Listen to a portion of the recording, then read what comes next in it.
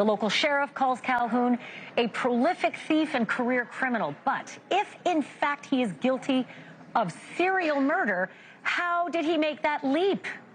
And did he make it just last year, or are there other victims going back a decade or more? I'm pleased to welcome Joseph Scott Morgan, certified death investigator and distinguished scholar of applied forensics at Jacksonville State University, and Dr. Katherine Ramsland, forensic psychologist and author of several books, including The Serial Killer's Apprentice, How Houston's Deadliest Murderer Turned a Kid into a Killing Machine. Welcome to both of you, and thank you so much. I always say it's great to see you in person, so thank you for this. Yeah, absolutely. All right, Dr. Ramsland, let's start with this. Jesse Calhoun was out of prison for like a year.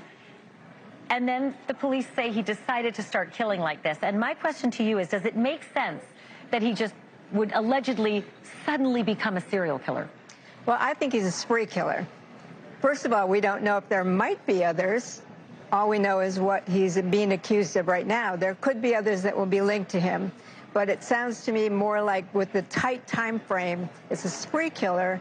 And he apparently knew at least two of the victims. So that would suggest anger and revenge or some kind of mission, as opposed to a sexually compelled serial killer. He could be a mixed type, serial to spree, but the three together in 50 days says more spree killer to me. But does it suggest that there's likely a lot more bodies that are still to be found from whatever he was before this? It really depends on his motivation. If he has a mission and it was specific to these victims, then not necessarily. So, Joe Scott, linking victims, this is where your science and death investigation comes in. I'm always amazed, unless there's a symbol left behind, like the Silence of the Lambs, you know, with the moth. What is it that they look for in the way that people die in order to be able to link victims and know that you've got the same person? Yeah, well, many times with serial offenders, you will have a specific methodology with which they kill individuals. And right now, the only clue that we have that they've released is this blunt force trauma to the head. That leads me to believe that either the other bodies, unfortunately, are in a state of such advanced decomposition that they can't determine that now, or that it was so subtle that you can't pick up on it. You know, because blunt force trauma is a very intimate event. You have to be, it's up close and personal. It's not like shooting somebody from a distance. They have an instrument that they've chosen, and they begin to beat the person about the head or in other locations. They do have an indication of that.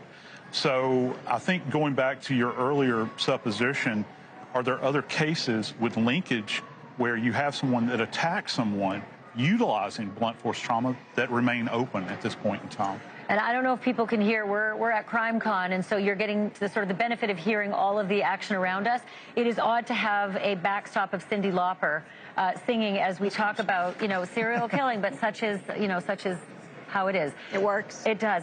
I want to ask you, Dr. Ramsland, about the pace, because if we're talking about 3 murders, maybe more in 50 days, what do you think when you hear like a pace like that? To me, it's either a mission, so he has something he wants to accomplish, in particular because he thinks he might get caught and he wants to get it done, or he had a grudge list.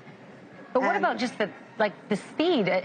No fear? I mean, no fear? Like, you just keep going? Like, doesn't want to lay low, see how things work out? If he's driven by anger and revenge or a mission, the fear would not be there.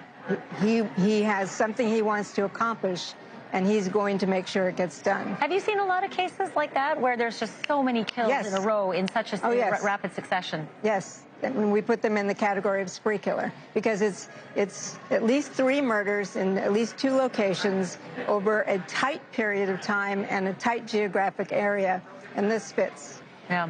Now, you touched on something that I want to dig a little deeper on, and that's decomposition. It's sort of a morbid topic, but so critical for forensic analysis and evidence. And I wanted to ask you about these particular victims, because we've at least been told by the police that they were killed somewhere and moved, and that they weren't found for weeks or months. Right. That's where Joe Scott enters with his science. How hard is it going to be to get the evidence that's needed from victims that have been out in the elements potentially for months? Well, I think one of the most striking things to me, one case in particular that they were that they specifically mentioned relative to the movement or post-mortem movement, which is important to understand here, of the remains, is that some of the things we look for are post-mortem artifacts and also post-mortem interval.